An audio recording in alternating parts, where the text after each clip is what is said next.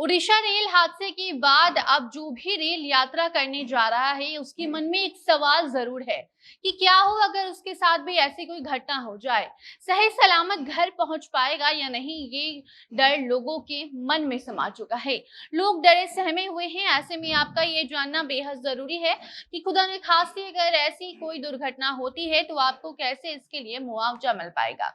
सिर्फ 35 पैसे आपको खर्च करने हैं और उसके बदले कोई भी चोट आती है या फिर यात्रा के दौरान ऐसी कोई घटना होती है या फिर अगर आप अस्पताल में भी उस घटना के बाद भर्ती होते हैं, आपके इलाज के लिए जो भी कुछ खर्चा आएगा वो आपको खर्च नहीं करना पड़ेगा। इसके लिए सिर्फ आपको 35 पैसे खर्च करने हैं और बदले में आपको 10 लाख रुपए मिलेंगे।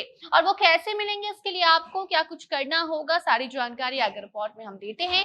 अब नमस्कार, आप जनता जंक्शन देख रहे हैं और मैं आपके साथ वंदना पांडे। ओडिशा के बालासोर में 2 जून को भीषण रेलवे हादसा हुआ जिसने पूरे देश को झकझोर कर रख दिया। हादसे वाली जगह पर उस वक्त बचाव कार्य के साथ लोगों की काफी ज्यादा भीड़ भी उमड़ी थी, लेकिन अब सवाल उठता है कि जिन लोगों की मौत हुई है, जो लोग घायल हुए हैं, जिनका अस्पताल में इलाज चल रहा है, उन्हें सरकार के द्वारा क्या कुछ मदद किया जाएगा। उन्हें सरकार की ओर से और रेलवे ट्रैवल इंश्योरेंस कंपनी की तरफ से कितनी राशि मदद के रूप में दी जाएगी। रेलवे ट्रैवल इंश्योरेंस कंपनी की बात हम इसलिए कर रहे हैं क्योंकि टिकट बुक करते समय 35 पैसे में यह इंश्योरेंस करने का मौका यात्रियों को दिया जाता है। जिसने भी इंश्योरेंस कराया होगा वैसे लोगों को 10 लाख का मुआवजा मिलेगा। जो यहाँ भीषण रेल हादसे में जान गंवाने वाले लोगों को 12 लाख रुपए का मुआवजा मिलेगा। ये खबर तो अब पुरानी हो चली है।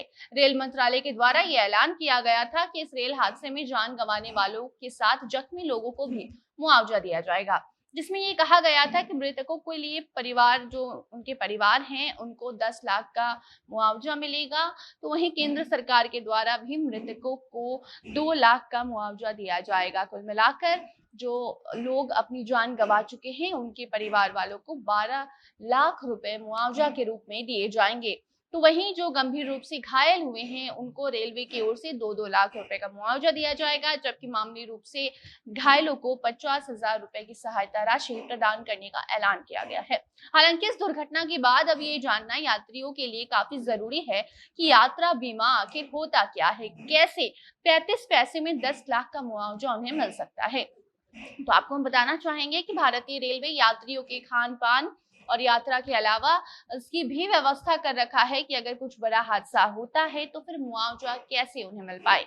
बता दें कि आईआरसीटीसी की वेबसाइट या फिर ऐप पर ट्रेन टिकट बुक करते समय यात्रियों के पास से 35 पैसे में यात्रा बीमा का लाभ उठाने का ऑप्शन दिया जाता है, जिसके तहत आईआरसीटीसी अपने यात्रियों को यात्रा के दौरान किसी भी दुर्घटना के कारण उनकी जान जाती है या फिर पूर्ण रूप से वो विकलांग हो जाते हैं या फिर अस्पताल में भर्ती होते हैं, इलाज चलता है, ऐसे सभी स्थिति में 10 लाख रुपए तक का मुआवजा देता है।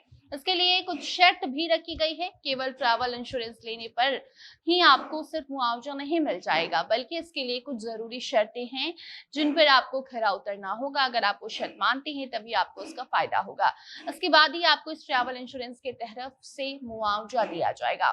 आईआरसीटीसी की वेबसाइट के मुताबिक आईआरसीटीसी द्वारा दी जाने वाली ये सुविधा सिर्फ उन लोगों को मिलेगी जो ई टिकट बुक करते हैं, यानी कि ऑनलाइन टिकट आप बुक करते हैं तब।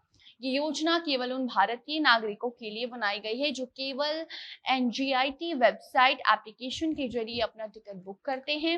विदेश के नागरिक इस योजना के योग्य नहीं है।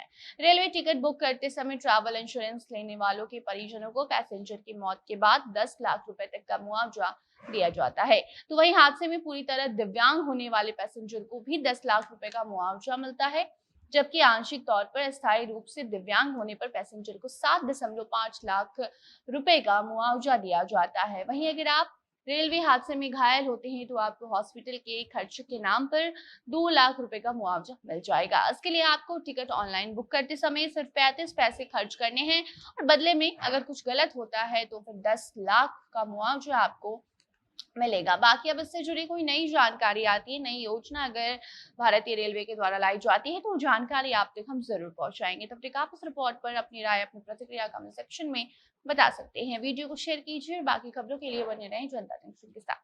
कैमरे के पीछे थे विशाल और मैं थी आपके साथ वंदना। धन्यवाद।